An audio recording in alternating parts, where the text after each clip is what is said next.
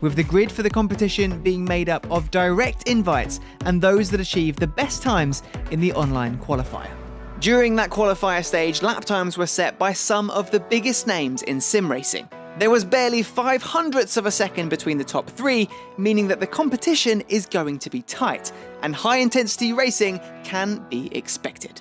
The races will take place on inch-perfect detail recreations of real Formula E circuits, like Berlin's Tempelhof Airport, Hong Kong Harbourfront, Red Hook in New York City, and more, with the winner crowned in March at the Grand Final, where double points will be up for grabs. When it comes to electric sim racing, this is as big and as challenging as it gets. Will the world's best sim racers rise to the challenge and show their ability to master electric racing in its most realistic form yet?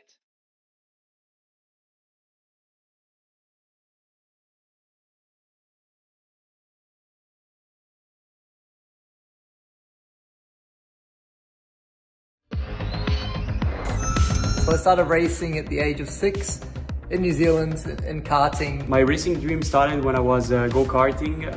I started go-karting when I was 8 years old. My father bought me a little go-kart for my 5th birthday. And my dad took me to go-kart track when I was 7, and here I am. From the very first moment, I knew that it was something I wanted to do for the rest of my life. I used to write letters to my mum and dad to say, look, mum and dad, please take me go-karting. For my 8th birthday, my birthday present was to go go-karting, and ever since then I had the bug, and that was the start, that was the catalyst. Yeah, I really liked the adrenaline that I was having in go-karts, the speed, the competition, racing together with my friends. Quite early on I knew I wanted to make a career in motorsport. I think I realized when I was around 7 or 8 years old, when I first started karting, that I wanted to be a racing driver for the rest of my life. I've always loved cars and motorsport. I've been working for ABB for over 8 years now, and I always had a passion for technology. And I was so excited when ABB announced a partnership with Formula E. ABB Formula E brings a sense of purpose to motorsport and helps people to understand the benefit of both electrification and sustainability. And that way, it's so much more than a race. Excitement, performance, innovation and technology all in a split second. Bringing a series across the globe to the most iconic places, well, I can tell you, dreaming of that since a young man, who wouldn't want to be part of that? So when I was a kid, I was on the grandstand here in Hockenheim and was watching Formula 1, and one day I want to become a professional race driver, so I always chased the dream. And finally, after I don't know how many years, I finally achieved that. I think I really decided I wanted to do this as soon as I started karting. Even at an early age, I knew that I loved that more than other sports. I used to try out many sports. I noticed that I had a special love for racing, and I think that's when I realized I wanted to do that as my profession. Started when I was 8 and then gradually progressed through the ranks, and it's just been a dream of mine to become a professional. Sort of made it now. Age of 25, and it's been an incredible journey. I was fascinated by rallyman as I was a kid, and that's really where I felt like it would be a dream, but it would be so cool to be involved in motorsport. What really changed my perception of motorsport, really changed my perception of driving, was unfortunately when Ayrton Senna died. I saw the impact that he had on the Brazilian people.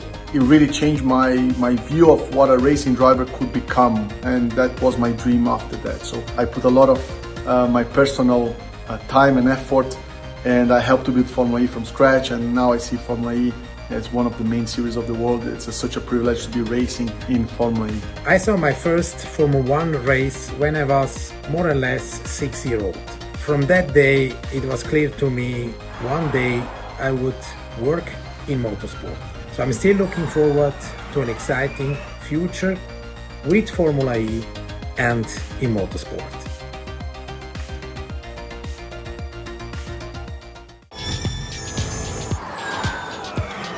So going into Season 7, talk about powertrains is absolutely rife, and the team's decisions whether to use a new powertrain, bringing that into Season 7, or stick with an existing model. Now, if you don't know what's going on, what's new, what hasn't changed, let me bring you up to speed. Earlier in the year, new championship cost-saving regulations were voted in as a result of the global health crisis. The teams were given 3 options. They could continue with their 2019-20 powertrain, that's the components that convert the energy from the battery to motion and make the car move, bring in an all-new setup to be retained for 2 years, or carry over their existing powertrain for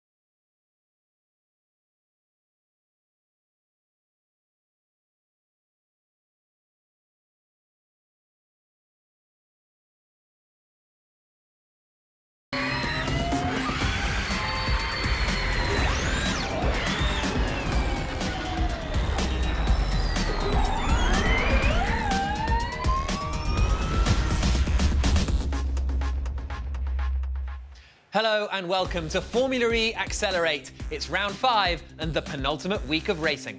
6 seasons of Formula E as a sport has evolved into this incredible game on rFactor 2. Attracting 24 of the world's best sim racers, competing for a prize pool of €100,000, driving a real Formula E car, and these trophies. Yeah, one for the driver and one for the team. And remember, that's the real-life Formula E teams. This is our studio. We've taken over Formula E headquarters in London while everyone is working remotely, and our little gang here are in a COVID-secure bubble. Yes, and we're live, so we want to hear from you, our friends. Get in touch using the hashtag FEAccelerate and tag us at FIA Formula E. Plus, keep your eye on here as there are co-streamers on Twitch in Spanish and Portuguese, so if you fancy that, permission to switch. Coming up, Jake Dennis, Katie Munnings, Théa Musant, and the big reveal of our circuit for the grand final. All I can tell you right now is it's a brand new release on rFactor 2. Any guesses? Let us know in the comments. Qualifying for round 5 will be starting shortly. The track this week is Electric Dogs. But before we get underway with today's action, let's bring you up to speed. Last week, we were taking on the virtual Arabian street circuit. Round 4 of Formula E Accelerate took us to Diriyah for a dust-up in the desert that left the championship race on a knife edge. Frederick Rasmussen started on pole after qualifying 0.3 of a second ahead of Kevin Siggy, with championship leader Erhan Jajovski third on the grid. The race gets underway immediately. Jajovski swings to the inside in the white and black Venturi. Rasmussen covers the inside in the Dragon car, and Bono Huis tries to go around the outside at turn 1, but I think Carroll gave Jajovski a little bit of a nudge. In just his second race for Audi Sport Schaeffler, Michi Hoyer's baptism of fire intensified as he was spun around on the opening lap. After falling foul of energy strategy in Berlin, Graham Carroll bounced back, using attack mode to retake 5th place from Marius Golombek and boost his campaign. And after 2 attempts, F1 Esports champion Jarno Opmeer made one of the moves of the race to get back past Martin Stefanko round the outside at turn 1.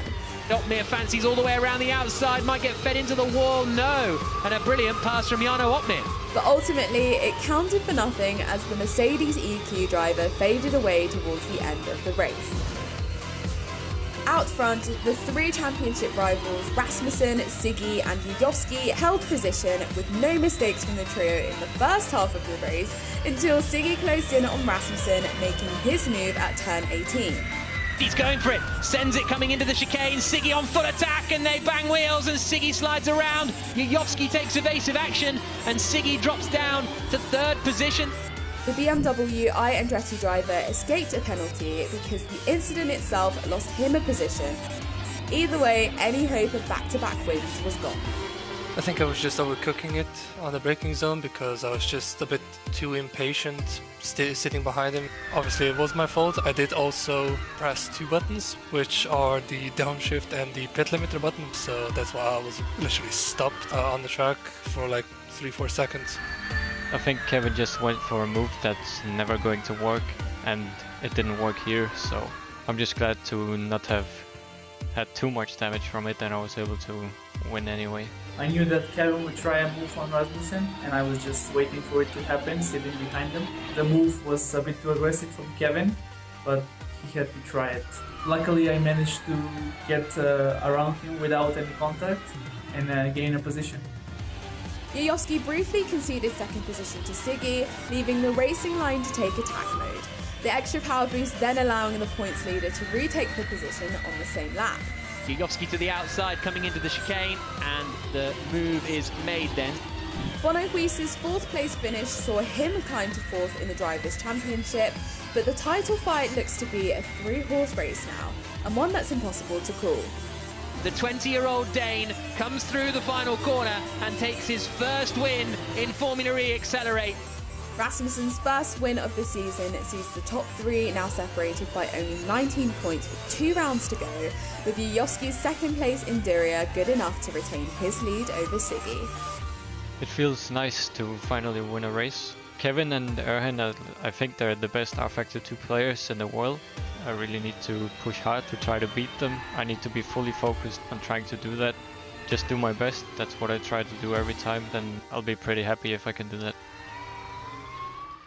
Well, let's take a look at how it affects the standings then. As Freddie Rasmussen just then said, the Red Bull Esports driver, he is up against some of the best in the world. Jajovski is leading the championship at the moment, 19 points clear of Freddie Rasmussen. Kevin Siggy's in the middle, and just 2 races to go. Yes, and with 87 points still available over the next 2 races, there's still quite a lot to fight for. Yeah, and as far as the team's championship is concerned, it's BMW Andretti who are on top there. Yeah, not surprising, as Kevin Siggy has been scoring points along with his teammate, and with Jake Dennis in the driver's race, that's doing well as well. Yeah, absolutely. On the other hand, Rocket Venturi Racing are second in the standings, but most of their points have come from Jajovski, as Lawrence Herzing has only had 1 points finish, which was last time out with an 8th place in Diriyah. Yeah, maybe he should get Daniel Abt to drive for him. And on to Mercedes-Benz EQ. They are 4th, and they were back on form after Diriyah, weren't they, Jack? Yeah, both of them scoring points in Diriyah, and that was the first time that had happened since the first race in New York City. We know Bono Huis is good. He ran out of energy, if you remember, in Berlin a few weeks ago. So fascinating to see whether they can find that consistency again. Yes, and on to Envision Virgin Racing. Graham Carroll's had some strong finishing, so I can imagine that he wants to get a win soon. Yeah, and he's going to be in the mix, I think. And Timea Benchik actually has really impressed me. 19 years of age, she's racing on a Logitech G27, which is quite an antiquated piece of machinery, at least 5 or 6 years old, but she's steadily progressing in what is her first big major sim racing tournament. Here are all our drivers getting ready. Kelvin van der Linde is back there in the middle, so excited to see what he can do for the Audi. They're another team where only one of their drivers, Manuel Biancalila, has scored any points for them this year. I like that pronunciation. That's how you say it. Well, in just a few minutes' time, qualifying will get underway. But first, let's take a look at our guests. First up, Katie Munnings is one of the big names in the lineup competing for the brand new Extreme E Racing Series. So, if you don't know much about that, here's a taste. It's 50-50 split, male and female. It's never been done before, and I think it's going to be absolutely iconic. It's some of the biggest names in motorsport, so the level of competition is going to be insane. Extreme E combines real racing action and zero-emission mobility to help preserve our environment. So heading to Saudi Arabia. First race ever to start Extreme E. We're ready. So, it's a brand new off-road electric race series, and it starts in 2 weeks in the middle of the Arabian desert. Katie, thank you for joining us. 2 weeks to go. I can imagine you're very excited. Yeah, I can't believe it. It feels like something we've talked about for a while. There's been such a build-up to the first race, and now it's finally happening. Flights are being booked, so I really can't wait to start racing. Yeah, and there are some really big names in Extreme E, both drivers and teams. I mean, Lewis Hamilton has a team. So what is it like competing with those people? I mean, bit of pressure? Absolutely. I mean, I first signed up before, I was kind of at the very beginning, before Lewis had a team, before Nico Rosberg, before Carlos Sainz and Sebastian Loeb were signed up as drivers, and of course Jenson Button recently. So yeah, it's going to be an exciting lineup. It's some of my heroes when I was growing up, and you know, I'd watch them at the side of the road, and I'd think, you know, I wish I could drive like them one day. So to be sharing a track with them and nudging shoulders into the first turn is pretty surreal. But I think it just says something about how important this championship will be and how much people believe in it, to have people that are retired F1 drivers coming back and getting involved again with the sport. Yeah. And could you explain a bit more about the format of it? It's kind of rallying, it's kind of racing, like what is it all together? Yeah, so it's like an off-road rallycross. The lap will be about 8 kilometres long, and the male will do a lap and the female will do a lap, and each team has to have a male and a female driver. And then it's the overall result. The first team to cross the finish line. So there's no individual result for the male and the female, which is really cool. It gives females a new credibility in motorsport. We're being chosen on merit, and because, you know, we need to be as fast as the guys if we want to win. And then you have the environmental aspect, which is awesome. In the first race, we're going to do some work on the beaches where the turtles hatch. And it's all about raising awareness for climate change, using sport as that voice, and yeah, just spreading the message that you know, we all need to kind of take responsibility and do our bit to save the planet. Amazing. And I can see that you brought your helmet. Yeah. Do you want to talk us through the inspiration behind? I can see that there are some star constellations at the top. There are. Actually, this is the first time anyone's ever seen this. So I've literally... Yeah, exclusive. I literally just got this. And so it was kind of inspired by the universe. Obviously, there's a bigger kind of picture and bigger message with Extreme E Championship. So these are actually the stars the night I was born. That was their formation. And then a bit of glitter, because why not? You've got to have a bit of glitter. There's also another theme. It kind of matches my teammate Timmy's. I don't think he's shared his helmet design yet, so I can't say too much. But yeah, lots of bright colour, a bit of a star explosion going on. Yes, you and Timmy are both with Andretti. What is it like working with him? What's it like working with such a legendary name in motorsport like Andretti? It's pretty special. I think I signed up for the drivers program, and then literally 2 weeks later, Roger, the Formula E team principal for Andretti, phoned me on a Friday night. He was in LA. I think I was having a lockdown barbecue at the time, and I was surprised to hear that early from a team. And I didn't know my teammate would be Timmy until we'd both signed up. So there was quite a lot of anticipation, and I was so happy when I found out it was him. But yeah, as you say, Andretti, absolute icons of motorsport, and also with United Autosport and Zach Brown and all of their experience as well, coming from the Le Mans series. It's quite a formidable partnership, and I'm really excited to be involved with such icons. Yeah, no, it's so exciting. And for the people at home, it's not just rally driving that Katie does. Some of you may know her from Katie's Amazing Machines on CBeebies, but also you have a new show coming up on the UK TV channel, Dave, all about supercars. Tell us more about that. Yeah, so it's called The Secrets of the Supercars, and it's basically we'll go into the factory, the headquarters of each of the manufacturers. We'll find out what makes them special, what the engineering is, what makes them different, and then I'll test it. So I've driven some cool machines. I drove the Koenigsegg, which was insane. Wow. Yeah, it makes every car I feel drive so slow now.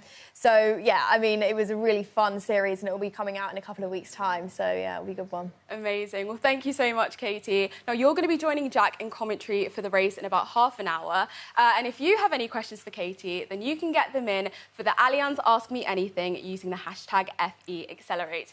Now, qualifying is just a couple of minutes away, so why don't we take a look at this week's circuit? Tell us about electric docks, Jack and Tia. What a good idea, Darren. Yes, we have got Taya with us to show us around the electric dock circuit if you want to head out onto the track. Now, this is a fictional circuit. It's a very tight exit of the pit lane, but it's a fictional track that we saw in the Race at Home Challenge, but it's going to be a real challenge, I think, for these drivers, isn't it? So talk us around it, Taya. Yeah, so the first challenge that they will get is that chicane, which is just, pit stop. Pit limiter. So I brake between the 100-meter board and the 50-meter board. I'm guessing they might brake closer to the 50-meter board. Here it's really key not to touch the curb too much, because if you bounce on them, then you lose a lot of speed out when you're on the exit of the turn. And then you're going onto this left-hander, which is kind of long. You have to do a bit of coasting here, otherwise you will drift onto the side, on the right-hand side, and into the wall, as I've done previously. Here, it's all full speed, so you have to be quite brave. You have to do a play with the throttle, really, and you have to be really, really careful on the next left-hander, because they catch you after this few fast turns. You have to do a bit of braking and turn, and then again the same type of turn where you have to brake and again go for the apex, and as soon as you see the exit, just full power. And here again, brake between the 150-meter boards. You've got this chicane. It's a little bit easier to take than the first chicane. You're going another left-hander fairly long. And the next turn is actually the one I call the brave turn, because it kind of comes onto you without really you noticing it. Brake a little bit here, not to drift too much to the left, and as soon as you start seeing the exit here of the next turn, you have to let yourself drift to the side, and you get a nice straight line onto the next couple of turns. So again, you have to play with the throttle, otherwise you end up in the wall. So yeah, it's quite a fast track. It's really fun to go around. You've got the attack mode here, which over here, which they'll have to drive through. So on that little area, so you have to come inside. Instead of going for the apex, you have to go really wide. And that's it. That's a lap of electric dogs. Okay, amazing. Thank you very much, Taya. We'll be speaking to Taya a little bit later on. Stay tuned for the big reveal of a brand new track coming for rFactor on next week's Grand Final. But as I say, we'll speak to Taya in a moment. Now it's time to look at our top sim racers taking on electric docks. Qualifying coming up now. And there's 3 points available for qualifying. So as far as the championship is concerned, it's pretty important. And the top 6 in the standings will be the first group going out into the qualifying format. So we'll see Erhan Jajovski, Kevin Siggy, and the like, Freddie Rasmussen, Bono Huis, Marius Golombek, all going out onto the track first of all. Then we will be into qualifying Group 2. Peter Berliak in the BMW I Andretti Motorsport entry. Graham Carroll as well in the Envision Virgin racing car. Martin Stefanko is going to be out in the Jaguar with Risto Capet, Jarno Opmeer and Mark Gassner. And then in qualifying Group 3, we will see those that are a little further down in the championship standings. Nikodem Wisniewski, Lawrence Herzing, who got his first points last time out in Diriyah, Olli Pakala for the Mahindra team, Kuba Brzezinski, Jan van der Heide, who still only has that 1 point from the very first race in New York City, and Lucas Muller. And then qualifying Group 4, none of these drivers have picked up points yet. Leuk, Benchik, Pev, and we will also see Kelvin van der Linde making his return after he's missed the last couple of weeks due to other commitments and real-world racing commitments, which has been pretty cool for him. But here comes Kevin Siggy then, the man who took pole position in Berlin. He was second on the grid in Diriyah, and he's looking chirpy, isn't he? Down in the bottom right, he's in Tilburg in the Netherlands, is the Slovenian, after moving there from Groningen a little bit earlier in the year. And they're on their outlaps now, trying to get as much temperature into the tyres and the brakes as possible, as Siggy comes sweeping through the right and the left. Pole in the last race went the way of Freddie Rasmussen. It was his first pole position of the season, and Erhan Jajovski hasn't been on the front row since the first 2 races in New York City and Hong Kong. So plenty of intrigue here, as through the final corner comes Freddie Rasmussen. You see him there in the bottom left. Jajovski is already starting his lap, coming down through the chicane. Track limits at this chicane, as Taya mentioned a couple of moments ago, are really, really tricky, and you may well get penalised if you go and take those curbs too strongly. So that's something to keep an eye out on. You'd think the front runners will be able to work their way around that and have enough experience and ability to avoid any issues. It's Erhan Jajovski who we're waiting for to come through the first sector. Here now is Freddie Rasmussen, and he does a 29.2 in the first sector. Oh, that's a look at him at the first chicane, really committed onto the curbs, getting up in the air, and that was bold, bold stuff. Here's Jajovski in the Rocket Venturi racing car, the driver who leads the championship. How an extra 3 points would be very satisfactory for him. But it's Marius Golombek in the Porsche who's done the quickest first sector of these 6 drivers. Freddie Rasmussen is quicker than Jajovski and Biancalila in the middle sector, but that's a very impressive run from Golombek. He's quick in the middle sector too, so the Porsche driver who's 4th in the standings could be on for a good one. Here comes Erhan Jajovski out across the line, and Jajovski's benchmark time is a 1 minute 21.279. Now here's Freddie Rasmussen, the Red Bull Esports driver, driving in this for Dragon Penske, and he goes ahead of Jajovski. They're both half-second clear of Biancalila. What can Kevin Siggy do? The second-place man in the championship, sliding towards the wall on the exit, cuts the timing beam now, and Siggy goes 4th, and he's furious with that. He's been beaten by Marius Golombek, who slots into 3rd place. Bono Huis is last across the line, and he remains in 6th position, 0.6 of a second away. But it's Freddie Rasmussen who is on provisional pole after the first 6 drivers. Still 18 to come, but there are big gaps in there. It's 2.5 tenths back to Kevin Siggy in 4th place from Rasmussen and Jajovski, whereas usually we see them much, much closer together than that. We saw Kevin Siggy's fury as he came across the line. But here are the lap times after the first 6 cars. Freddie Rasmussen on provisional pole. He's looking to take his 2nd pole position in a row. The North Macedonian Jajovski is 2nd, and I think he's pretty frustrated with his lap too. Marius Golombek 3rd. Siggy, Biancalila and Bono Huis are completing the first 6 runners. So, Freddie Rasmussen on provisional pole position, Jajovski second, but how far down the order will Kevin Siggy slide? That's going to be the big question as we get ready for the second group of drivers to make their way onto the circuit. Will we see a surprise in there? We'll have to wait and see. But Darren, Freddie Rasmussen's done it again. He has, but let's take a look at Kevin Siggy. Katie, he was a bit sideways, which I think is good for rally driving, but not for this. I looked at that and thought it was textbook. I would have done that. Yeah, he was finding the grip limit. Not that I'm biased with him being an Andretti driver, but come on, Kevin. And Diriyah, were you surprised by that? I was surprised by how fast he was going onto that curb. I said you should avoid it, but clearly they're not following my advice. And what about Freddie Rasmussen? Did you think that he would do that? Yeah, I think he's done an amazing job, to be honest, yeah. Amazing. Well, let's see how Group 2 get along. They're about to head out onto the circuit now then, and we will be having Petter Berliak, Graham Carroll, Martin Stefanko, Risto Capit, Jarno Opmeer and Mark Gassner take to the circuit. And again, we'll see whether any of them can get up involved in the fight at the front. Graham Carroll is one who may well be able to do that. He was third on the grid in New York City. He was fifth on the grid last time out on in Diriyah, and we'll see whether he can improve on that here. There he is down in the bottom left, the Scotsman from Edinburgh on his outlap now, and Rasmussen has the time to beat, a 1 minute 21.185.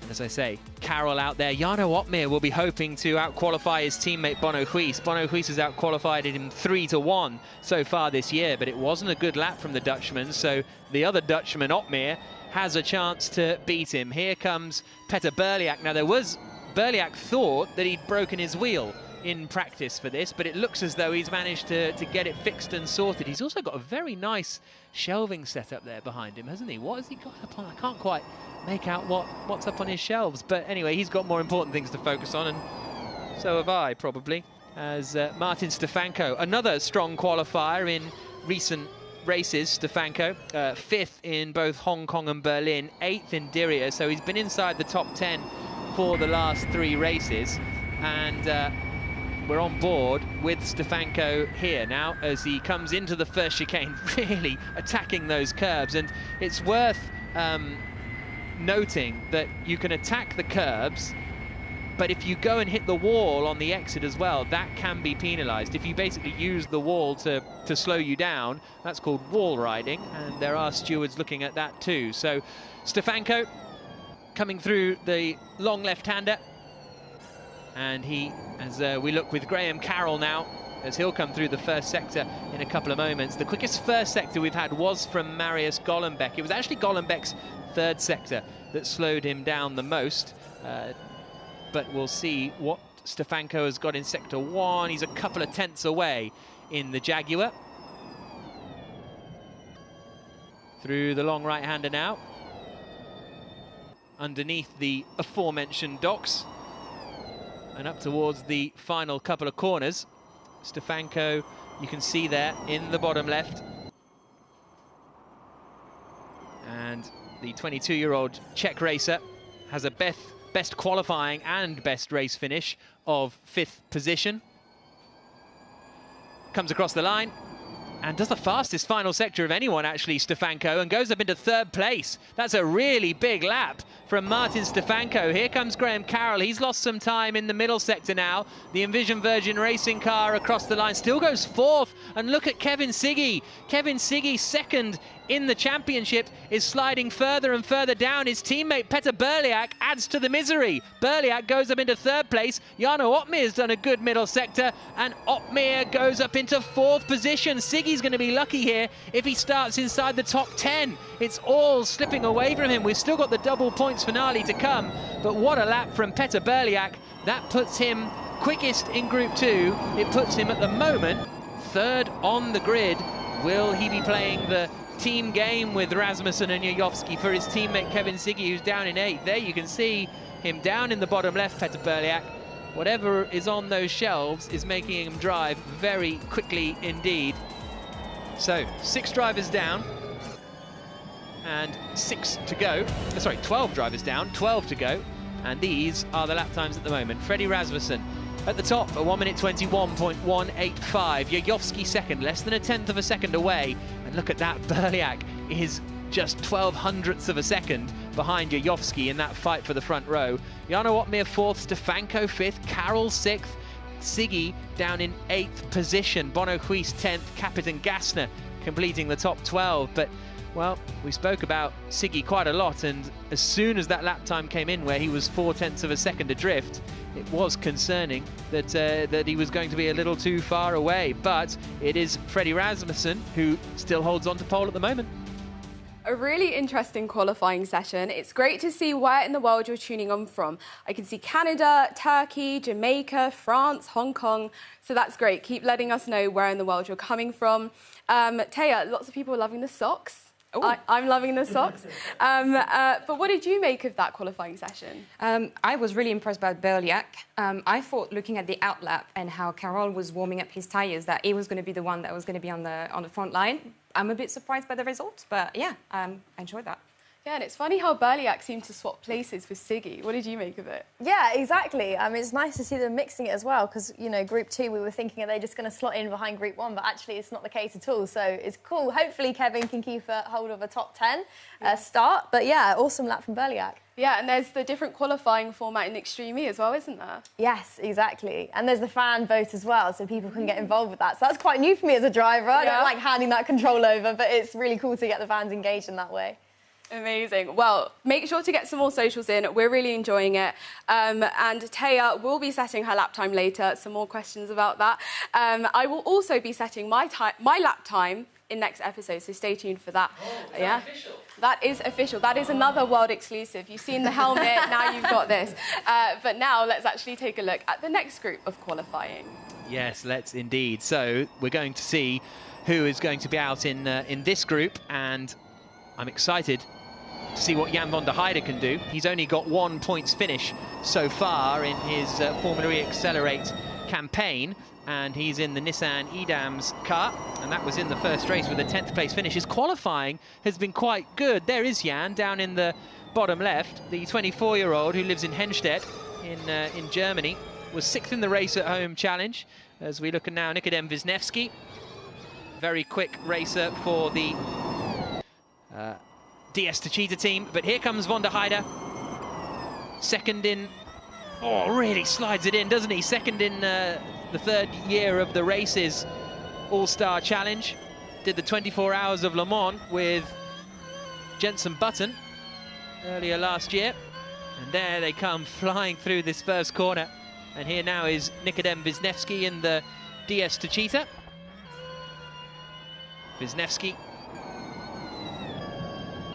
now coming into the long left-hander. His best qualifying performance of the season was a 6th place in Berlin for Nikodem.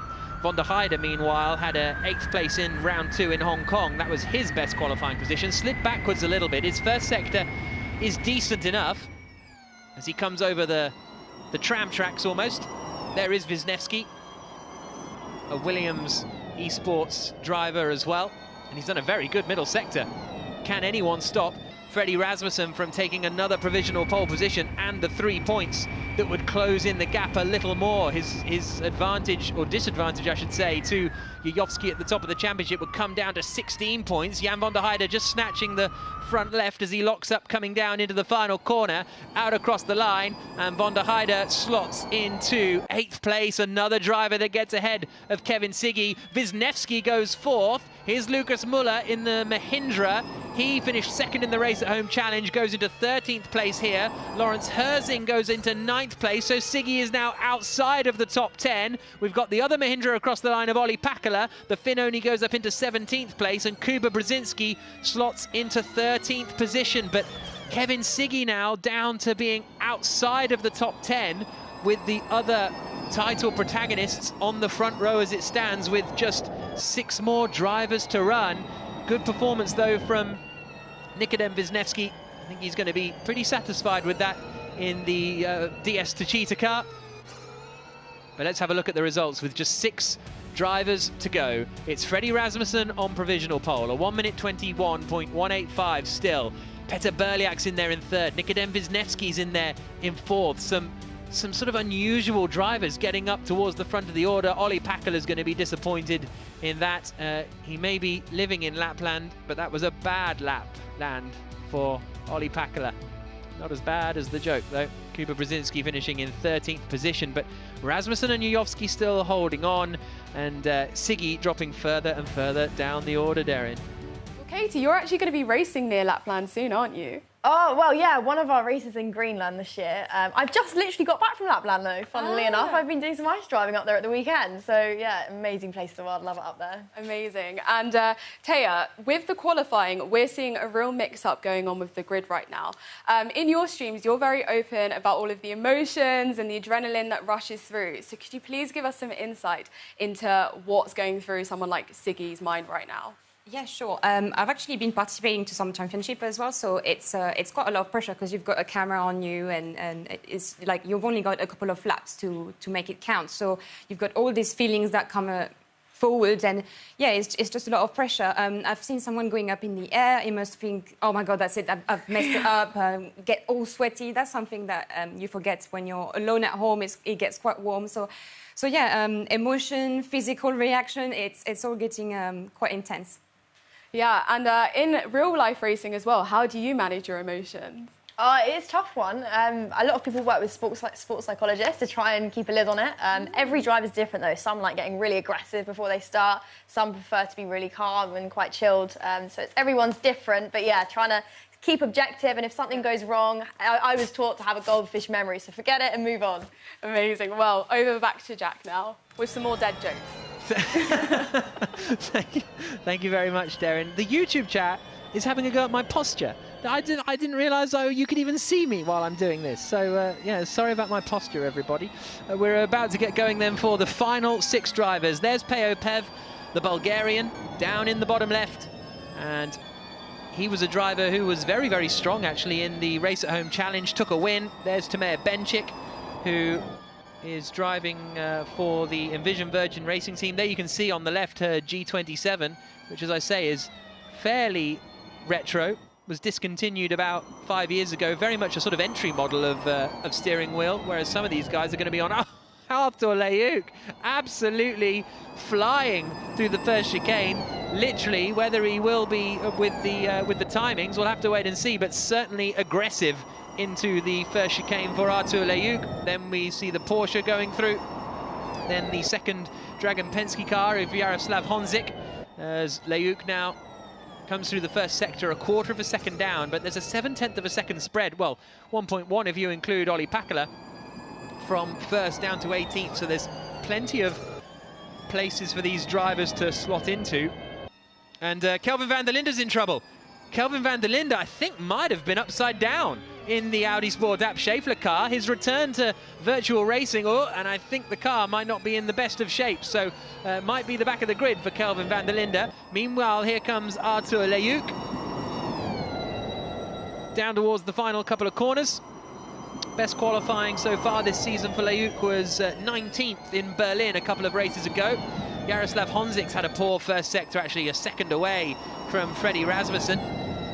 Up towards the final corner now, the long sweeping left-hander. Leuk cuts the timing beam and he goes into 18th position.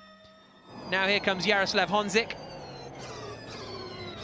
Through the final corner comes Honzik. The Porsche is going to be followed across the line by the Dragon car, and Honzik dissatisfied with that. Pev goes into 19th place. Here's Chayu Zhang for the Neo 333 Formula E team. Benchik slots into 21st place, and Zhang goes into 22nd position then. So van der Linde will start at the back, lost 16 seconds during that lap. Pev down in 19th position. This is what happened to Kelvin van der Linde then. Goes a little wide, hits the rear of the wall, and then has a big old, and then he's gone over. Wow. It's a good effort from Kelvin van der Linde there, having that accident. But that means that this is the confirmed results of qualifying. Freddie Rasmussen will be starting on pole position for the second race in a row. He converted pole to win last time. Will he do the same today and continue to eat away at Erhan Jajovski's lead? The North Macedonian will be alongside him on the front row. That's going to be quite the race down into the first chicane. Petter Berliak will be in 3rd position. All the way down the order will be Kevin Siggy. And then we've got Risto Capit down in 16th position. The R8G Motorsport Esports racer, usually a bit quicker than that. Leuk in 18th position, Pev 19th, and Kelvin van der Linde's flip puts him at the back of the order down in 24th spot. So, absolutely fascinating session, but for the 2nd week in a row, Darren, it's Freddie Rasmussen on pole. Yes, it is. Freddie Rasmussen, congratulations. Fastest qualifier. I mean, talk us through that lap. It wasn't a great lap. It's really hard to even just do a normal lap on this track because of the first chicane. I just took it really easy and just tried to do a lap, and it was enough. Yeah, well, even though you join us from the dark, you light up the timing screens and you did a really amazing lap. Are you feeling excited about the race? I don't think my race pace is that good. It's going to be really hard, but yeah, we'll see what happens. Well, we think otherwise. The numbers never lie. But we're wishing you all the best with the race. Now, Jack is joined by Jake Dennis. Thanks, Darren. Yes, Jake has joined us virtually. And Jake, will start with the virtual world because here in our Formula E Accelerate land, BMW leading the team's championship. No small part thanks to you after that win in Diriyah. How was that? Yeah, the weekend started off well. Obviously, all drivers went straight in with the sort of e-race. I think it was a bit new to all of us, especially me. Obviously, these guys had sort of through the COVID situation, they had all that year of practice. But yeah, somehow managed to come out on top. Obviously, it was good for the championship points for the BMW guys. Yeah, it was a lot of fun as well. I had Boemi to one side and Lucas de Grassi to the other, who are probably the most vocal guys in the Formula E grid on the radio. So I had all sorts of language, all sorts of words coming from left and right here, but it was a lot of fun. And had you been doing much sim racing during the lockdown? Did you get involved in that scene at all? I wanted to, but the biggest issue was the stock just went completely non-existent. There was really nothing I could get hold of. So Red Bull kept me busy. Obviously, I work on the Red Bull simulator, so I think I was there at least 2 or 3 days a week, keeping busy with those guys. And I eventually got a simulator and joined quite late to the party, but I definitely got the tail end of it. And obviously, it sort of continued as the racing has sort of got back to some sort of normality. So Diriyah was your first races in Formula E. You kind of were not exactly a left field choice, but often these big manufacturers will go with a driver that's, been part of their program for many, many years. But BMW kind of plucked you back into single-seaters after you'd been away for a bit. So can you give us a little bit of background about your career before you arrived in Formula E? Yeah, obviously, I had a lot of single-seater experience from the age of like 15 to 20. I was sort of on the path of the usual sort of Formula Renault, Formula 3, GP3. But then I decided to switch up and go to sports cars and try and just earn a professional career, which I managed to do by joining the likes of Aston Martin before obviously I eventually made the switch to Formula E. Because I think realistically the way everything was working out, it was quite difficult to try and land a seat into Formula One. So yeah, we made the switch, did a few years in sports cars, had a successful short sports car career. And then obviously things happened with BMW and I'm now back in single seaters. Feels a bit more at home, a bit more what I'm sort of been taught throughout my whole career. And a lot more natural to me. Yeah. Well, how did Diriyah go? Obviously, the results weren't there and the points weren't there, but how was your experience of a Formula E race? Because so many drivers have sort of their minds blown a little bit the first time they're wheel to wheel in single-seaters, but there's contact and there's collisions and there's chaos. Yeah, I think I had everything, The qualifying was difficult. Day one, just sort of underperformed. But the race went extremely well. Obviously, I think I started like 14th, which I was just sort of looked behind me and I thought, okay, I can go forward here. Then I rocked up on the pre-grid and I had 3 of the champions behind me. I had Vern, Da Costa, Buemi, De Grassi, and Van Dorn. I had all the good guys. And I was just like, oh, God, it's going to be difficult just to stay where I am as a rookie. Luckily, we managed to go forward. We had a really good race. The pace was there. Just getting used to, carnage was a big thing. I was sort of prepared for it from what I'd seen. And obviously, coming from sports cars, I was used to a bit of door-to-door bashing. But then, sort of being thrown right in at the deep end was a cool learning experience. I learned a lot in the first race. And then race 2, unfortunately, I hit the wall in qualifying. So we obviously started again towards the tail end.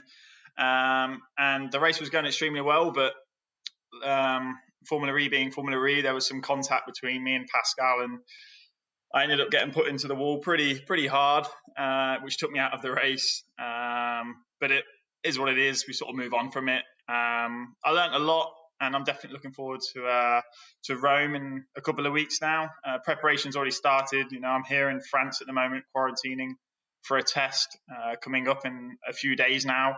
I won't be coming home until June, just because of the UK situation. So it's a big commitment from everyone. It's difficult times, but I'm loving what I'm doing, and certainly looking forward to Rome. Okay, so that cool artwork on the wall, that's nothing to do with you then? No, this is not my place. I'm some sort of Airbnb in France, in Marseille at the moment. The weather's better than UK though, that's for sure. Okay, cool. Well, we look forward to seeing you at Rome. Best of luck with the season. Thank you. Well, from one talented young Formula E driver to a talented young Extreme E driver, both from the same Andretti family, it was great to hear from Jake, but now it is time for the Allianz Ask Me Anything. Katie, are you ready? Nervous, let's do it. Okay, well, firstly, thank you for your questions across all of our social channels. We're going to start off with the first one from Igi40K, who says, what other sports that you don't participate in are you a fan of? Oh, I love downhill skiing. I've always been such a fan of it. I grew up watching Lindsay Vonn and she's kind of my hero. So yeah, definitely the thrill of that. I think we're really safe in cars. We don't really ever hurt ourselves, touch wood, but for them it's, pure craziness, I think. Yeah, and kind of linking on to that, Kara Nisai _S.A, love the new username, asks, and if you can choose a sport other than racing to compete in, what would it be? Well, that's a really difficult one. Do you know what? I love athletics. So Jessica Ennis was also one of my heroes. Yeah. And I grew up, I started doing pentathlon and I never reached the heptathlon. I was too young. But yeah, I think athletics is something else, to actually be able to do that stuff with your body, like high jump and stuff, is amazing. Definitely. And on to the next question then, kind of linked with your idols. It comes from _Mikkel, who asks, which drivers have you supported / been a fan of in your childhood? And are there drivers that you still idolise? Absolutely. It's strange that I'm actually racing against some of them this year. I think when I was growing up, Sebastian Ogier, massive inspiration, Sebastian Loeb, Susie Wolf and Michelle Mouton as well, getting some girls in there. And now I think it's really cool to be working with Timmy Hansen. I actually had a fan photo with him in 2018 at one of his rallycross races. It was a bit embarrassing when I had to admit that when we met for the first test of the year together. But he remembered it, so that's pretty special. That's amazing. _Pole blog asks, what is it like to be in a great team like Andretti? Oh, it's amazing. To lean on their experience and, you saw the kind of team in Formula E that they've had and to be going into electric racing for the first time from my side and having the engineers who've got all the experience in the cooling and the state of charge and all of these things that I've never had to work with before. Yeah. It's really inspiring and it kind of takes a bit of pressure off our shoulders because we know that we're in safe hands with our team and that everyone's going to be doing everything we can to win. And Lost and Forgotten Star has asked, what languages do you speak, brackets fluently or not, and which ones do you want to learn?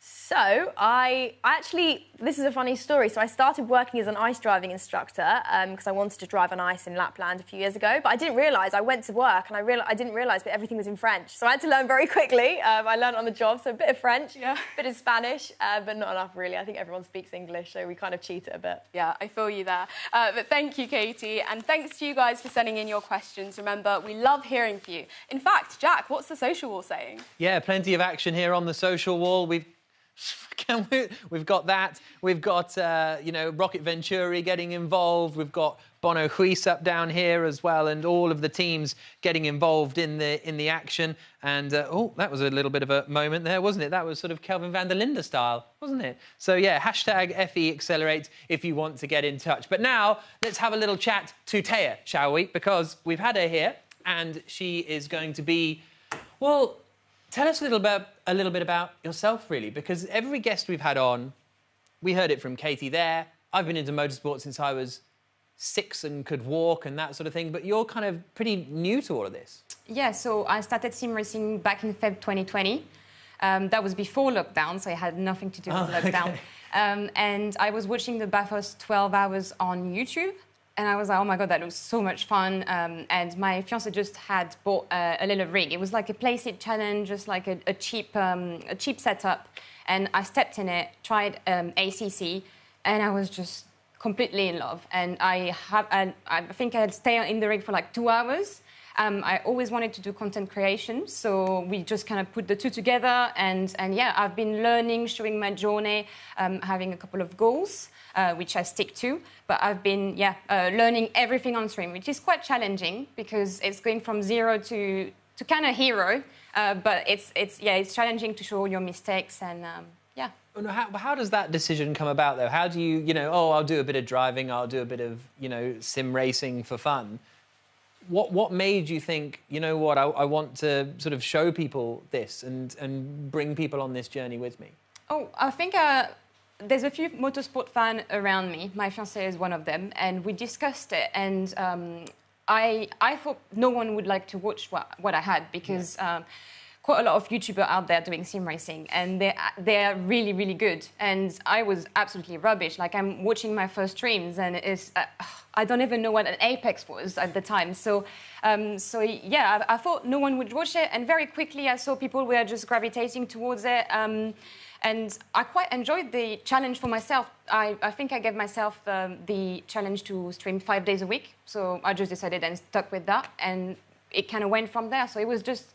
Yeah, it was just me challenging myself, really loving the challenge was making me discover more and more all the sims that there are out there, all the different type of racing, and learning along the way was just fabulous. Yeah, well, we've all been enjoying watching you learn and watching your streams, and we'll put that learning to practice a little bit later on with a hot lap on New York City. But now it is time for the race. Round 5 of Formula E Accelerate about to get underway. Once again, we've got Freddie Rasmussen on pole position. Kevin Siggy is a long way back in the order. He's starting outside of the top 10, so it's going to be a real challenge for him to get any points. How aggressive is Erhan Jajovski going to be on the run down to the first corner as he tries to take the lead, perhaps from Freddie Rasmussen, or will he play the long game? We'll all find out in a moment. Let's have a look at the grid for round 5 of Formula E Accelerate.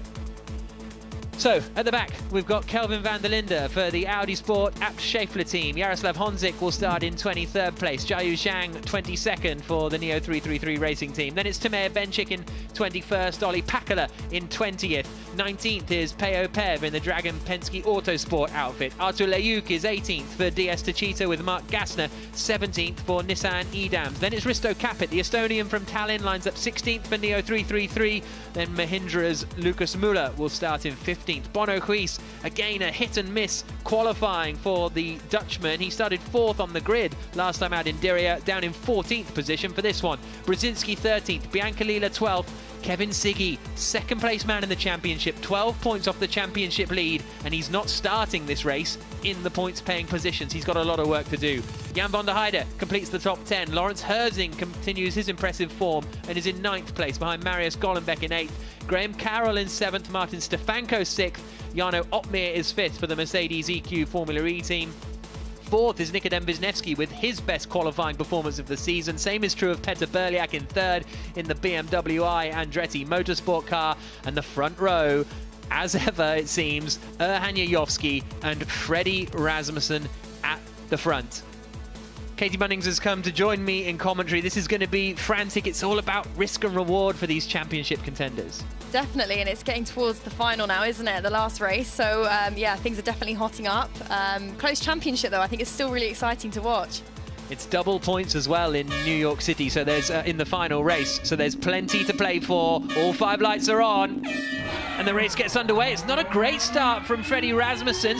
Berliak in third seemed to get the best getaway, and here comes Jajovski in the black and white Venturi, the championship leader on the outside, coming into this treacherous first chicane, and Jajovski takes the lead, and Berliak gets very sideways in the BMW and spins back across the pack, wipes a few cars out. That'll help his teammate a little. Siggy now is up into 9th position, but Erhan Jajovski has taken the lead at the start, got a better launch than Freddie Rasmussen. Wisniewski is up into 3rd place there in the DS Techeetah. We're on board here with Kevin Siggy, who's in 10th place as he tries to battle his way up the order, and just like in real life, there's quite a lot of fights in the mid-pack, and there he goes, immediately aggressive, but the door's going to get closed, and there's contact with Manuel Biancalila.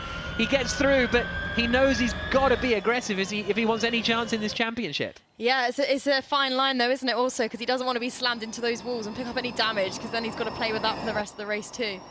24 minutes left on the clock. There's Erhan Jajovski in the lead. This is a replay on board with Marius Golombek in the middle of the pack. So Berliak sort of got out of shape and then span across and wiped out Golombek. I think Graham Carroll was involved in that action as well, and maybe lost a couple of... Well, he's managed to hold on to 7th place if that was Carroll getting very, very sideways. But Jajovski it is who leads the way in the black and white Venturi car. He's the championship leader. He leads Freddie Rasmussen by 16 points. But Rasmussen is behind in the white and red Dragon Penske Autosport car as they come across the line and down to this first chicane again. And I think these two are going to disappear up the road somewhat, I would have thought, and we'll see whether Wisniewski can hold on to 3rd place as he launches. That's more rallying, isn't it? That's more your style. Yeah, definitely. I can appreciate a bit of talent like that. That's not bad. 23 minutes left on the clock, and here comes Jajovski then, sweeping through this sequence of corners. Here's Graham Carroll, so he's in 7th place. He's up ahead of Jan van der Heijden. Van der Heijden running in 8th place, which would be his best result of the season so far. Hasn't been in the points since his 10th in New York City in the opening race, but there you can see Graham Carroll's concentration. That's one of the things with esports, is you get to see the drivers' faces while they are competing, and some of them are a picture. Graham Carroll there, look, I like the guy, but that's quite a concentration face. I guess you don't know yours. Oh, I do. I always end up with really dry lips, so I think I must just churn them out of nerves when I'm competing. In the onboard cameras, it's not a very attractive look, I don't think. Okay. Noted.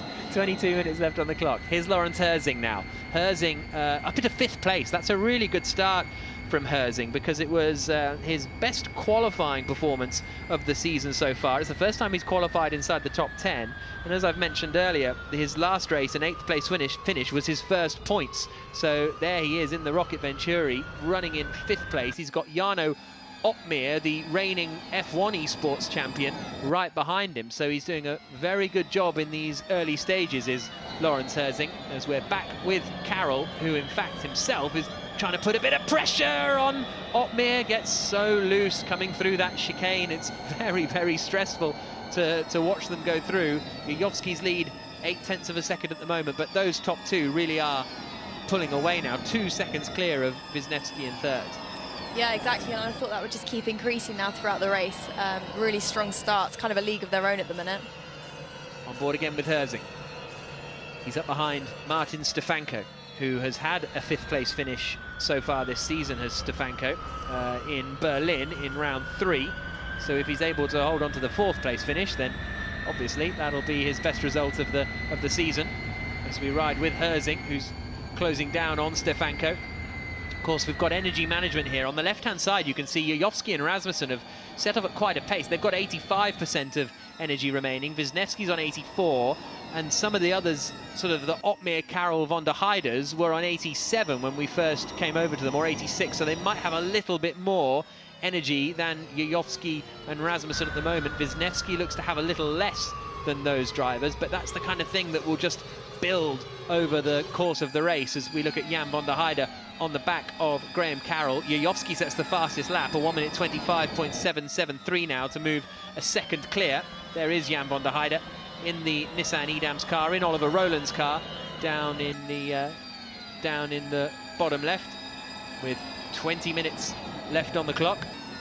Jajovski leading, 1.2 seconds clear of Freddie Rasmussen. Wisniewski 3rd, Stefanko 4th, and Herzing in 5th. And this wheel-to-wheel fighting, Katie, is that going to be something you're going to have to get used to a little bit? Have you done much sort of on-track racing with other cars before? Yeah, definitely. I think I'm normally a bit selfish. I get the road to myself. So sharing, I'm not sure how I'm going to feel about that, to be honest with you. Yeah, but it's all about the traffic, isn't it, at the end of the day, and not getting stuck in that. And I'm sure with Extreme E, we're going to have lots of dust and things like that to think about as well. So, yeah, but I don't think we'll have the track limits in this sense. We're not going to have any walls like that. I think it's going to be a bit more of choose your line and go for it.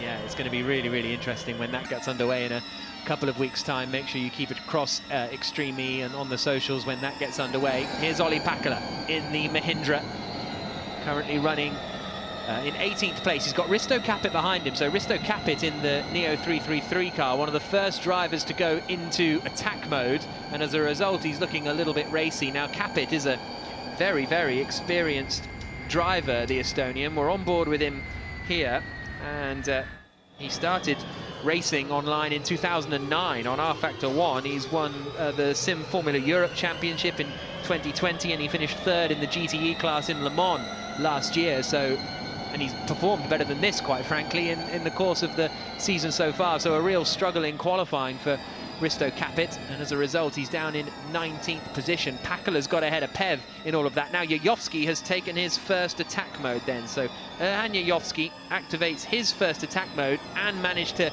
keep ahead of Freddie Rasmussen, so he built up enough of an advantage, and that's where the tactics start to come into play. And in a Formula E team you have so many people telling you what to do, when to take attack mode. It's down to the driver a little bit, but it's so much, you know, managed by the team, whereas here it's you're all by yourself, you're all alone relatively. And I guess again maybe that's a new experience for you coming up.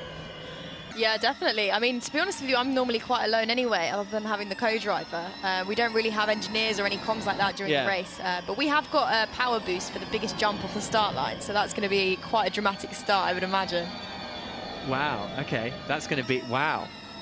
Our version of the attack mode, so Yeah. I think it's an extra 50 kilowatts we're given. Wow, that's going to be quite something, isn't it? I think some of these drivers were practicing it over the curbs a minute ago as well. Yeah, exactly. So Jajovski across the line sets the fastest lap of the race in attack mode at the moment. Stefanko now is right on the back of Herzing. So Herzing has got ahead of Stefanko at some point during all of this, because it was the Jaguar driver ahead of the Venturi. Now it is the other way around, and Stefanko is under pressure from Jarno Opmeer behind in the silver Mercedes as they swing through the long left-hander at turn 4, then through the right at 5.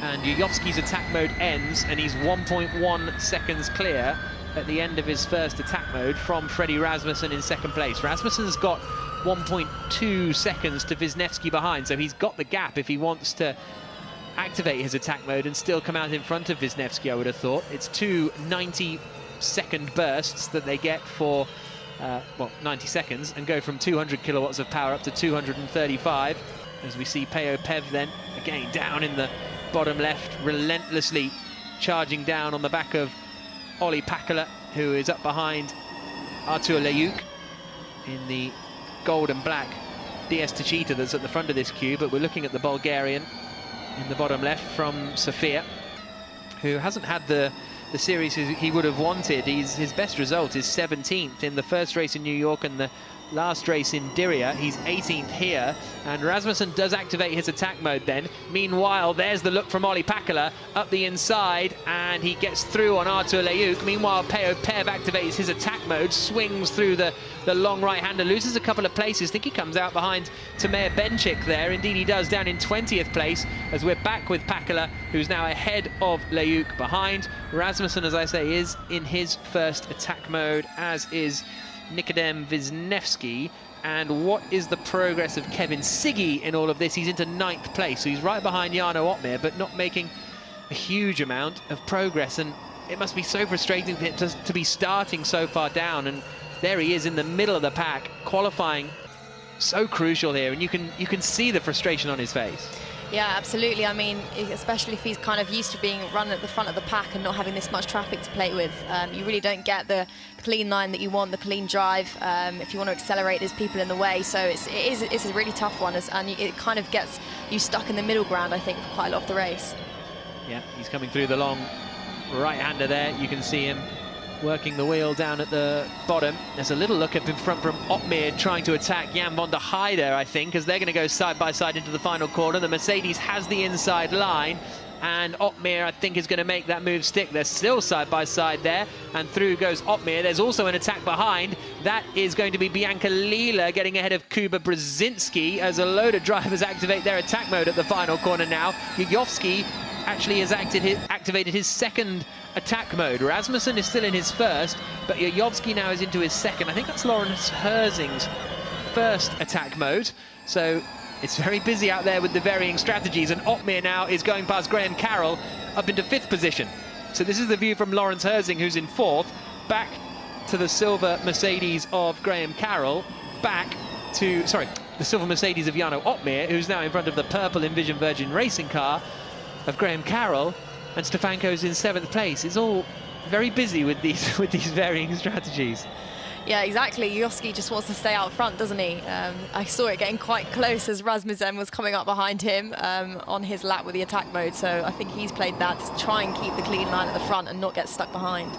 Yeah, absolutely. That's the yellow flag out there in sector 2, so someone has had it in his, I fear it might have been Tamea Benchik, because she's just dropped a position there. But there is Erhan Jajovski, the North Macedonian, the winner of the first 2 races of the season, but then a 4th and 2nd in Berlin and Diriyah have not been ideal, but this would extend his championship lead back up to 23 points. Martin Stefanko and Graham Carroll are going side by side into the final corner. Carroll goes in and activates his attack mode as he does so then. So he was about to get past, and then a few more, including Kevin Siggy, go through attack mode further back. Siggy then still in 10th spot.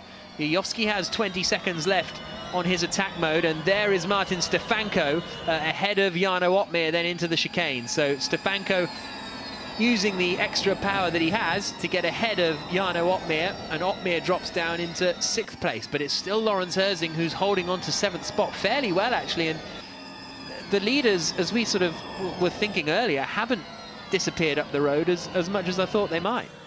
Yeah, exactly, especially in the last few laps, even though they'd initiated their attack mode. It hasn't really pulled them away from the pack that much. The others are on full charge behind, aren't they, trying to keep up with it, and perhaps with a bit more adrenaline running through their blood as well. If they're having that close racing at the back, the leaders might be relaxing into their positions a little bit. Yeah, well, that's also very true, is that there's no need to build up a big lead and use energy that you don't need to. Here comes Graham Carroll on the attack, goes for the switchback through the sort of tramline section of the circuit, and there's a bit of contact with Jan van der Heijden. Van der Heijden's in the Nissan on the left. Carroll's now going to be on the outside for this long left-hander. Van der Heijden keeps it to the inside, but Carroll, because he's in attack mode, gets the move done. A deep exhale from the former Walter Hayes Trophy winner, and he is now up into 7th position ahead of Jan van der Heijden. Siggy behind has just got up into 9th place ahead of Kuba Brzezinski in the Jaguar, but that's still only 2 points as far as the championship is concerned. So the gap to Siggy would go from 12 up to about 35 points. So there's still 56 on the board, but he would need some really misfortune to come for Jajovski and Rasmussen in the final round. A result like this for Siggy could put him out of the title running realistically. Risto Capit's got a penalty meanwhile. He is down in 18th position. Presumably that's for track limits, because they're being monitored fairly strictly, especially at the chicanes here at the Electric Docks, if you're wondering.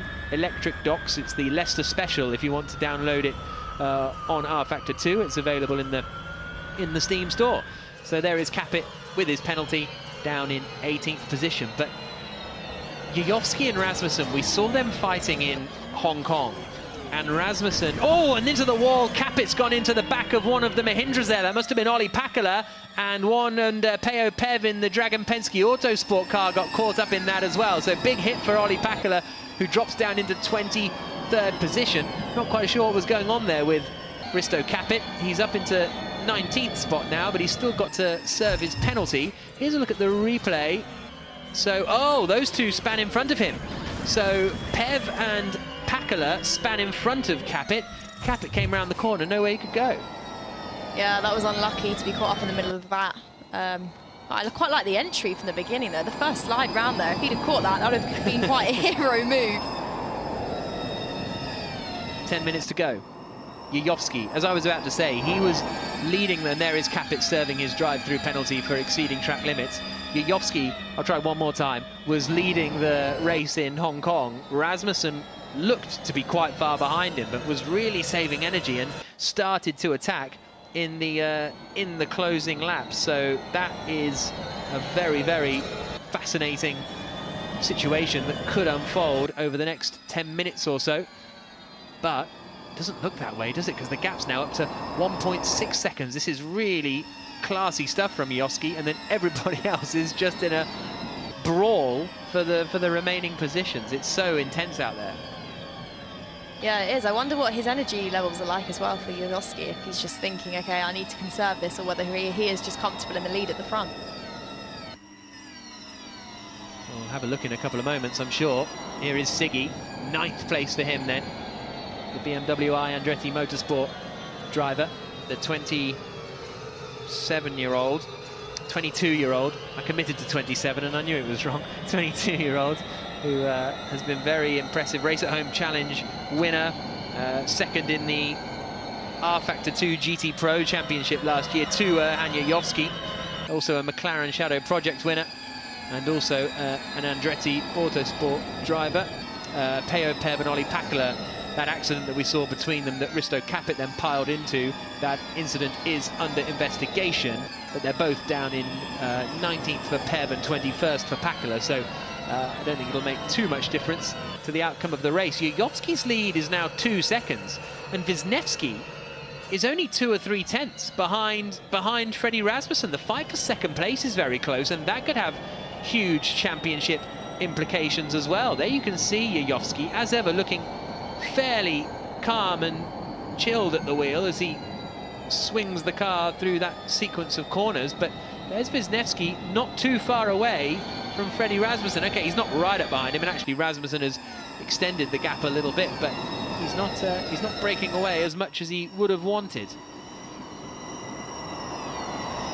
8 minutes left on the clock. There's a little bit of defensive work from Lawrence Herzing, trying to defend from Martin Stefanko. There you can see Nikodem Wisniewski, the Polish racer, for the DS Techeetah team. Second attack mode for Jan van der Heijden.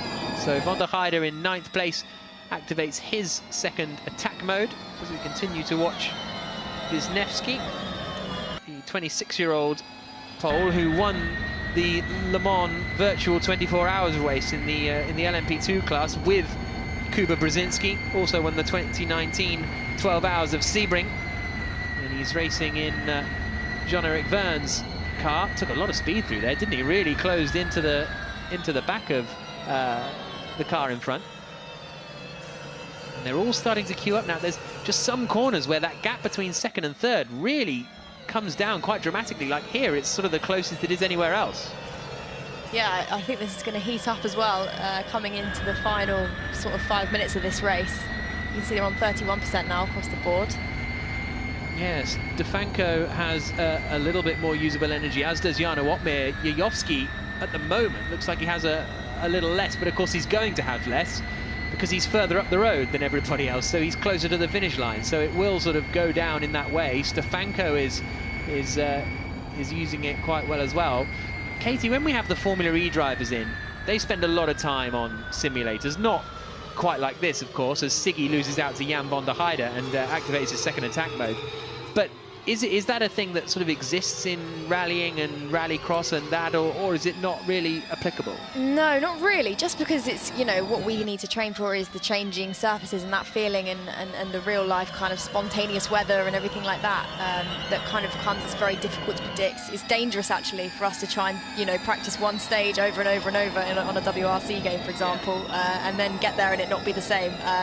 So yeah, I mean, it's changing all the time, and it hasn't really filtered through in a realistic way yet to the rally space in terms of training. A lot of fun though. I had to go on one of these, and I was blown away because it's just completely different, isn't it? Yeah. I was like literally bouncing from wall to wall to wall on my first go. It was quite embarrassing. I'm not sure it looked like I even have a driving license, to be honest with you. 5.5 minutes left on the clock. On board with Jan van der Heijden. running in 7th position now, behind Martin Stefanko and Jarno Opmeer, but Von der Heide might be under pressure before too long because Graham Carroll is going to be right behind him, so keep your eyes peeled for a verge, and there it is actually. Graham Carroll up the inside, coming through the right-hander in attack mode with the extra power, gets ahead of Jan Von der Heide, who drops down to 8th place. Can Carroll close in any more than that? 5 minutes to go. Rasmussen is now, well, I was going to say he was closing in a little bit, but then the gap extended. Here comes Kevin Siggy to the outside, and that's why the gap extended, because Freddie Rasmussen used his second attack mode now then. So the top two have both used their second attack mode. We're on board with Kevin Siggy as he looks at Stefanko in the Jaguar, losing out to Graham Carroll. Lawrence Herzing, oh, having a big twitch in the Venturi behind as they came through that first chicane. Herzing is in 5th position in that Venturi, and here comes Kevin Siggy to the outside, hits the wall, I think, as he tried to get around the Jaguar there. Couldn't quite make it stick. That might have damaged his car a little bit, because even if we don't visibly see the damage, it can affect the suspension. Herzing in 5th position. Olli Pakala has been given a penalty, again presumably for track limits, but 4 minutes to go. Rasmussen is 2.8 seconds back from Erhan Jajovski. He's in attack mode, and it's now or never really if he wants to take the win. Yeah, exactly. I feel sorry for Siggy as well, watching him. He looked so frustrated in the corner there. I think he was just trying that move. He was in the last seconds of his attack mode, and he just tried to nip Stefanko, but it's a tough call, isn't it? It's a tough call when you're drawn middle of the pack. There's not that much you can do, because all of these races are so talented, aren't they? It's not like just the first few are talented. It's across the board. They are so fast and put so many hours into training to do this. Yeah, that's the problem, is there's not a huge amount of difference between them. As you say, we see it in how close qualifying is. Jarno Opmeer activates his second attack mode. He comes out behind Graham Carroll. Siggy is behind them in 7th position. Rasmussen has dropped to 3.3 seconds back from Jajovski, so there must have been a mistake, I think, for Freddie Rasmussen, because he's dropped a long way back from the leader, despite having more power at the moment. I think Yachi Zhang's just had a moment, Jiayu Zhang's had a moment and dropped to 23rd position. Opmeer, meanwhile, is getting passed by Graham Carroll. Carroll is now up into 5th place. Rasmussen's attack mode ends now, and he remains in 2nd position, 3.5 seconds away. There is Opmeer up behind Graham Carroll as they come through the right-hander and then into the second chicane, the less dramatic of the two chicanes. As we come down now towards the final sequence of corners, 2 minutes and 20 seconds to go, and Jajovski coming through the middle sector on his lap now, so I think he's about to start the penultimate lap. It's going to be fairly close actually, but keep an eye on that one. Carroll right up behind him is Jarno Opmeer in the Mercedes. He's in attack mode, not for too much longer, so he needs to take advantage of it as soon as possible. Goes to the outside, gets it done on the brakes. Very nicely done. 3 wide behind. Who's that going absolutely bananas? I think it's Martin Stefanko going up the inside corner. Von der Heide in the Nissan on the right-hand side gets the switchback. Kevin Siggy in the white and blue BMW I Andretti is behind, trying to take advantage of that. But I think Stefanko has held on to that place. Absolute dive bomb into that final corner. That was carnage. That's a classic case of end of race, just giving it a go, isn't it? Exactly. Look at that. He wasn't even... It was almost like he was trying to defend from the Audi, then suddenly he found himself up the inside of the 2 cars in front. Remarkable stuff from Stefanko. Jajovski's come across the line, and I think we're going to have 2 more laps in this race. He's on his penultimate lap of the race now, Erhan Jajovski, as Opmeer then in 5th position behind Lawrence Herzing. Opmeer, his best result of the season so far is a 6th place in the first race in New York City. So for Wisniewski, Herzing and Opmeer, this would all be their best results of the season, which would be very impressive. Opmeer, as I said earlier on, the first, or the reigning F1 Esports champion, only recently moved to rFactor 2. And we're on board with Manuel Biancalillo, who's going to try and get past Kevin Siggy. So he started in 11th place, Siggy, and he's about to drop down to 10th position. He's still there on the inside.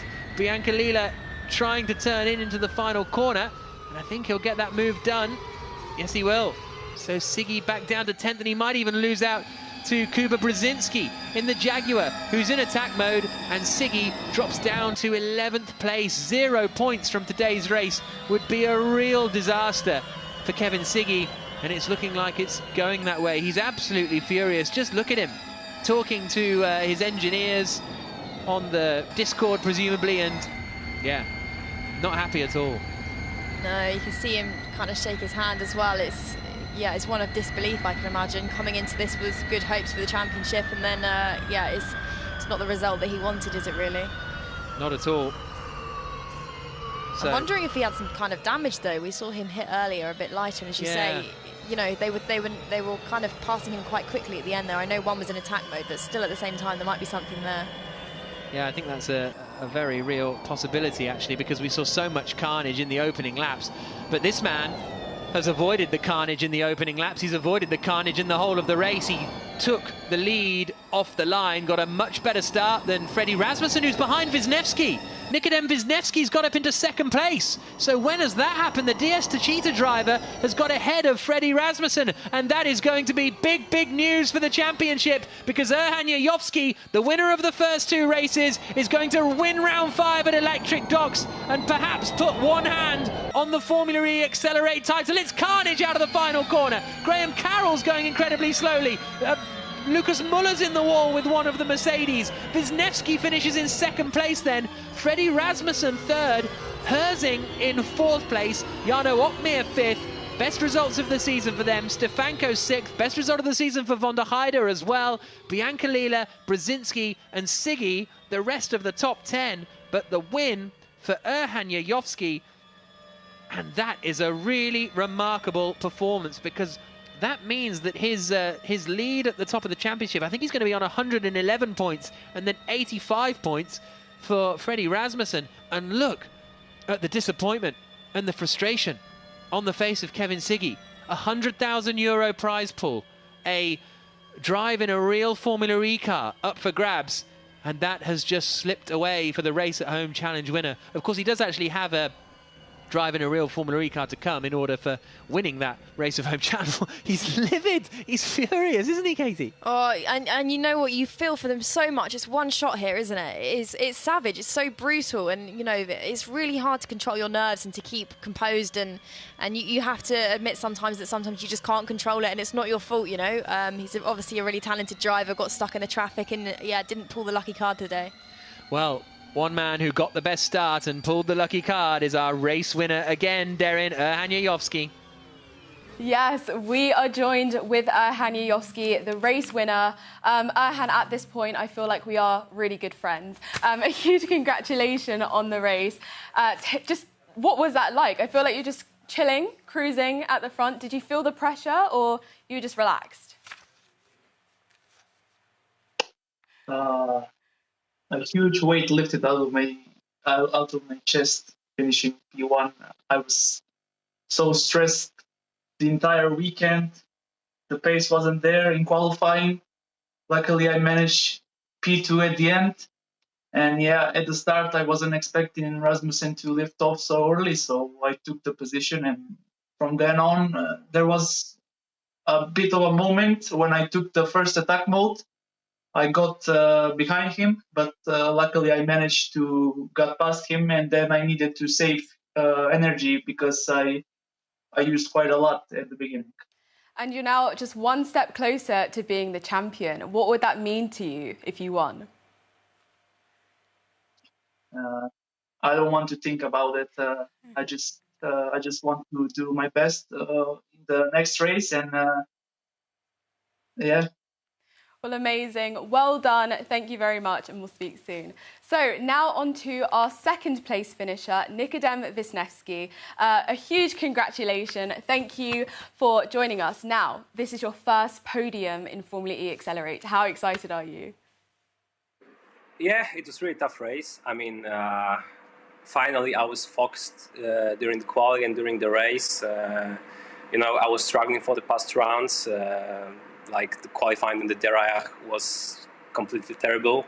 I clipped the wall, and that was it. You know, and I was sad about it for like a few days. So now I was just super focused, and the results I bring is really good, and I hope that I can to be at the top level on the next round and be in a top 5 mix. That would be great.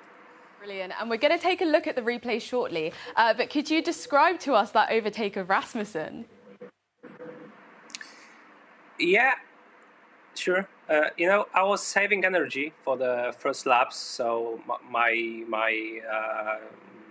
energy was quite good at the beginning because I was going in the slipstream behind Frederick, so I could save as much as possible. And at the end, I saw that he's lifting a little bit more than I do, so I thought that maybe there is some chance to pass him. Top 3 was a really good result for me as well. But if you can be a little bit higher, that's really great. And yeah, I tried that, and looks like Frederick hasn't got that much energy left. But most because of the slipstream, he was going on the clean air. I was going behind him, so that's the main reason, I think. Well, an amazing strategy. Congratulations again. Thank you and goodbye. Thank you. So now we're going to be joined by Freddie. Oh, look, he's already there. Back in the dark again. Freddie, 3rd place finisher. Talk us through that race for you.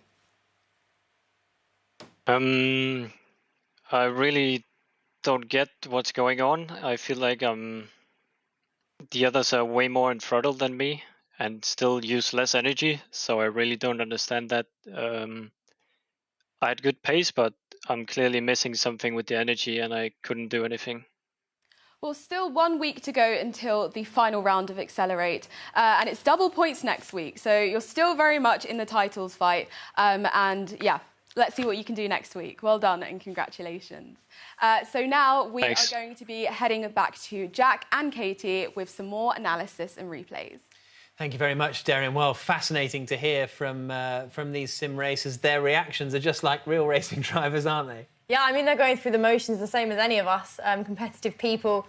It's probably even more frustrating for them, because they can do perfect laps all day, every day. And then when you put a camera in front of them, maybe it's a bit more intimidating. Yeah, I feel for them, but, the pace out there is insane, and they're definitely all on it. Well, let's take a look at the results then after round 5 of Formula E Accelerate. The victory going the way of Erhan Jajovski after 18 laps of racing, 3.7 seconds clear of Nikodem Wisniewski in 2nd.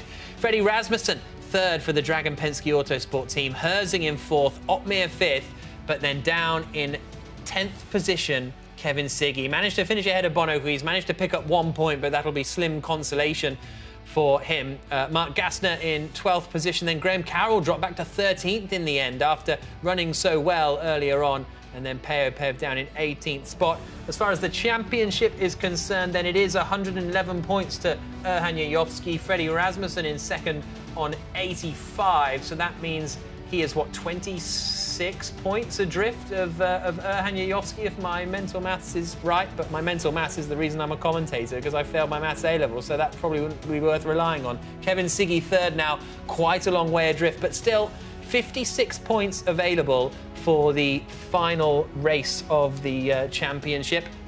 And as far as the teams are concerned, that's a big hit for BMW I Andretti Motorsport. They've lost the lead of the standings because Rocket Venturi Racing, with that win for Erhan Jajovski and the struggles for both Petr Berliak and Kevin Siggy, means that they're down to 2nd place. Dragon are there in 3rd, 4th for Mercedes-Benz EQ. So quite a mix-up of the championship standings. Not, of course, for Jajovski, but he extends his championship lead. And let's take a look at why that championship lead got extended so far, because right behind him, well, Freddie Rasmussen started on pole position. He lost the lead to Jajovski at the start, and Rasmussen, we heard him complaining, he just had nothing he could do here. He didn't have enough energy to fight. Yeah, that's really frustrating as well, isn't it, to feel that and to feel like, it's not your talent that you're running out of. That's an easy thing to accept if you feel like you're not up to it. But when it's something engineering, something that you can't quite get your head around, that is one of the most frustrating places to be as a driver. Yeah, and that's what so many of these, well, the real-world drivers and the sim drivers find with Formula E, is that it's all very well getting it done on one lap and then just relentless pace, which is what sort of sim racing usually is. But now this energy management has been involved. It's the sort of lift and coasting and the regeneration is something that is completely new to them. Let's have a look at Kevin Siggy's final corner, because he managed to finish in 10th position in the end. We're on board with him here, sends it to the outside at the final turn, and then there's someone going in the wall on the outside, and that's some classic Formula E. I think that's Graham Carroll going in the wall, so that's why Carroll all of a sudden dropped down out of the points. So here he is coming into the final corner, and he goes to the outside. Carroll, I think, must have been trying to activate his second attack mode or something, and then just overcooked it, ended up in the wall. And when you have a car on the outside, there's only so much you can sort of hang on around the outside before you're all going to run into the same space. And they did. That's exactly what happened, wasn't it? That final corner, unfortunately. Yeah, exactly. So a really fascinating race. Erhan Jajovski taking the win, extending his championship advantage just when it looked as though Rasmussen and Siggy were starting to close back in again. They've fallen back, Darren.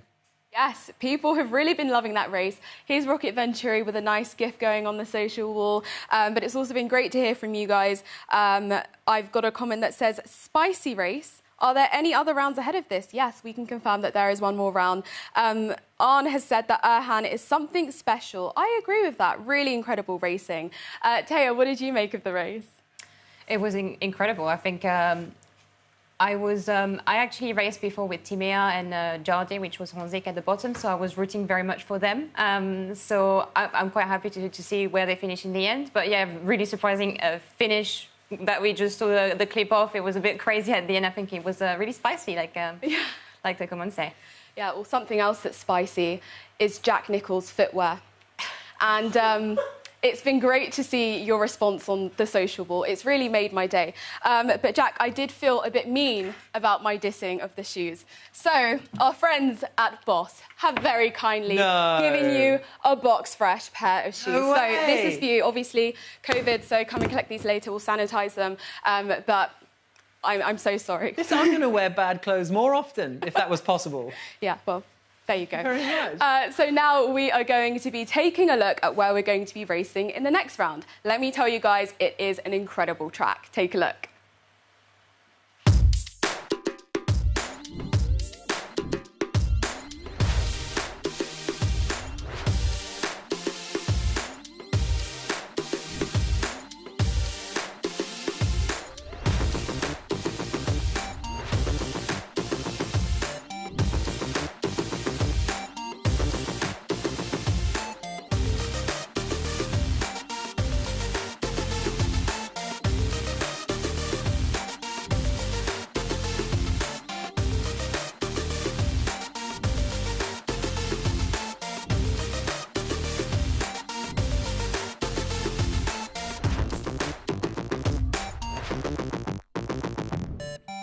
So those are the very first images seen anywhere of the new track built for rFactor 2, specially for Formula E Accelerate, and it's being released as downloadable content right now. So get on it. The Rome E pre-circuit now on rFactor 2, and that's what our drivers will be racing next week. Now, before we go, we have to have our hot lap competition, and it's Taya's turn to see what she can do around New York City. So Taya, if you want to head out onto the circuit, we'll give you an out lap. And while she's going round her out lap, let me bring you up to speed with Romain Grosjean. Now, we saw him on the show last week. He did a lap. He did a 1 minute 13.186, which was almost 3 seconds quicker than Oliver Rowland.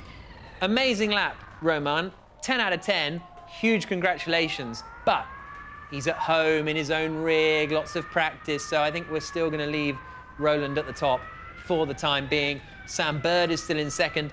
Darren has promised that she's going to be doing her lap next week. That's an absolute Darren guarantee.